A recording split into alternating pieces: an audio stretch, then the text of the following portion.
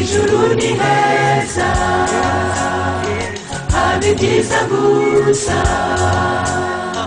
Hakurya ya Yorodani tuzabayo iteka.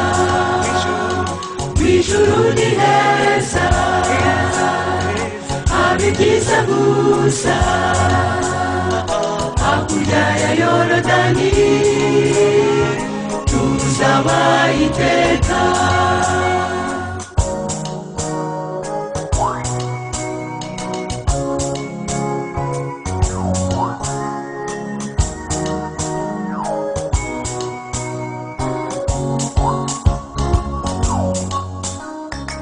Amarira zabayo nta rupfu cyangwa ubwoba, kwishishana ntibizabayo, igitugu ntikizabayo, nta n'ibyanewaho.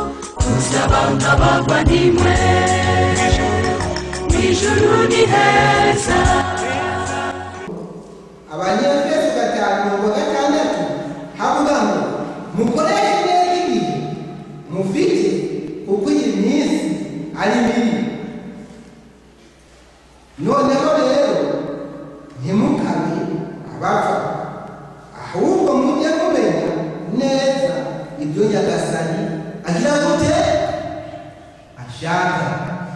Mukoreshe igihe neza, kuko iminsi ari mibi.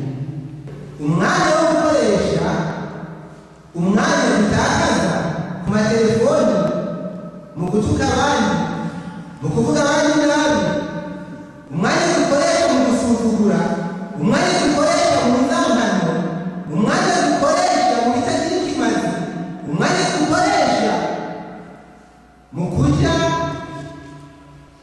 gutamba mu kabari, umwanya dukoresha mu byaribyo byose ntacyo bimaze, tujye tuwukoreshereza kurondera Imana.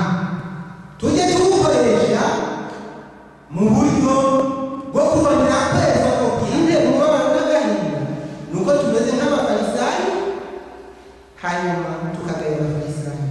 Abafarisayo bama mu rusengero buri Sabato. Abafarisayo basubiramo amategeko y'Imana buri Sabato, nuko byanditse ari mu byakozwe n'intumwa hariya mu gice cya 6. Ariko ntibigera bakora iby'amategeko y'Imana babwira, bagatunga urutoke ku banyabyaha bo hanze, bagatunga urutoke ku bandi, gushika igihe Yesu yababwiye ngo iherama, imborerwa n'abasambanyi barabatanze ubwami bwo mu ijuru. Imborerwa n'abasambanyi barabatanze ubwami bwo mu ijuru. Ibyo mbega byarabaye. Abafarisayo babibona bakwiye kuvukanzu. Mariya wa musambanyikazi yasiga ibirenge bya Yesu, yihanye babona bakwiba amakanzu. Gushika n'igihe Yesu avuga ati ubabariwe byinshi agira urukundo rwinshi. Ibyo ntibamenye. Ubwo natwe turabe neza, ntituzohave dutangwa mu bwami bwo mu ijuru na ba basambanyi bo kuri Saint-Catherine, na ba bandi birirwa baratamba mu ijoro mu mabari, na ba bandi barara mw'ibarabara kubw'inzoga. Ibyanditswe bivuga ngo bene abo bantu batihana, bene abo bantu baza mu rusengero bagataha uko baje, ngo baba bagumiriza ibibanza abandi. Baba bagumiriza ibibanza abandi.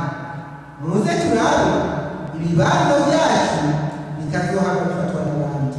Bene data, ibibanza cyawe ukitunge neza, ntigifatwe n'undi. Ujye ufata umwanya wo kwihana, ujye ufata umwanya wo kwitunganya, ujye ukarikira wiyumvira icyo wakoze, yihagikira sino ikibanza cyawe